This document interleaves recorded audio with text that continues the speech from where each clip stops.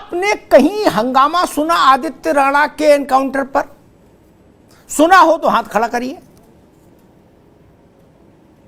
आपने किसी को ये कहते सुना कि देश में लोकतंत्र की हत्या हो गई, देश में संविधान की हत्या हो गई, देश में भाईचारा को फांसी हो गई, देश में गंगा जमुना संस्कृति को खतरा पैदा हो गया? कहीं सुना? नहीं सुना। मैंने भी नहीं सुना। जब हमने नहीं सुना तो आप ने भी नहीं सुना, ठीक ही बात। क्यों? अगर आदित्य राणा के एनकाउंटर पर खामोशी रही तो अतीक के लड़के असद और उसके शूटर गुलाम के एनकाउंटर पर हंगामा है क्यों बरपा? क्यों? वो भी अपराधी था, ये भी अपराधी था, वो भी इनामी था, ये भी इनामी था। दोनों की उत्तर प्रदेश पुलिस से मुठभेड़ हुई, दोनों मारे गए, तीनों मारे गए, आदित्य राणा, असद और गुलाम। अंतर क्या है? जब राणा मारा गया तब भी योगी आदित्यनाथ मुख्यमंत्री थे परसों, और जब कल अतीक का लड़का मारा गया तब भी योगी आदित्यनाथ ही मुख्यमंत्री थे। फर्क क्या है? जो फर्क है उसी के इर्द गिर्द सियासत घूम रही है, ये जान लीजिए। क्या फर्क है असद और आदित्य राणा में? समझ गए ना आप? चलो मैं भी बोल देता हूं। आदित्य राणा हिंदू था, असद को आप जानते ही हैं। इसलिए हंगामा है क्या? मजहब को लेके हंगामा है। देखिए, अखिलेश यादव, डिंपल यादव, मायावती जी, असदुद्दीन ओवैसी, राशिद अल्वी, दानिश अली, बसपा के एमपी अमरोहा से, ये सब लोग एक ही बात तो कह रहे हैं कि संविधान खत्म हो गया, कानून खत्म हो गया, लोकतंत्र खत्म हो गया, सब कुछ खत्म हो गया। बोले क्यों? बोले अतीक का लड़का नहीं खत्म हो गया। गजब कर दिया भाई।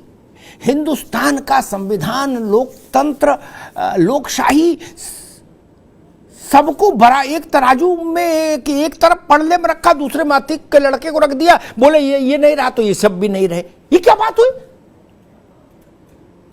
अतीक का लड़का हिंदुस्तान में संविधान का प्रतीक था क्या?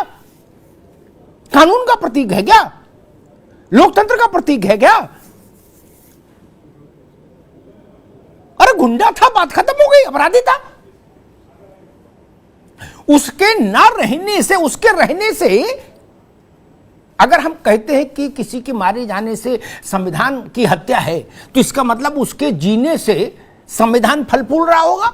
तो मुझे कोई बताए विद्वान कि अतीक के लड़के के जीवित रहने से संविधान कैसे मजबूत हो रहा था, अतीक के लड़के के जीवित रहने से कानून कैसे मजबूत हो रहा था, अतीक के लड़के के जीवित रहने से भाई और चारा दोनों कैसे मजबूत हो रहे थे, अतीक के लड़के के जीवित रहने से गंगा और जमुना दोनों मस्त कैसे हो रही थी, अतीक के लड़के के जीवित रहने से लोकतंत्र और लोकशाही कैसे मजबूत हो रहा था? बताएगा कोई? उसे तो गोली बंदूक के अलावा कुछ आता ही नहीं था, एबीसीडी। उमेश पाल की हत्या से चर्चा में आया। उसे नेल्सन मंडेला बनाना चाहते हो क्या? अरे कम से कम बोलने से पहले तो नेताओं को सोच लेना चाहिए कि संविधान क्या होता है, लोकतंत्र क्या होता है। ये गुंडे मवालियों के मरने मराने से संविधान और लोकतंत्र नहीं खत्म होता है। और अगर होता है तो आदित्य राणा के लिए क्यों नहीं? ये तो बताना पड़ेगा ना। ये दो एक सी घटनाओं का राजनीतिक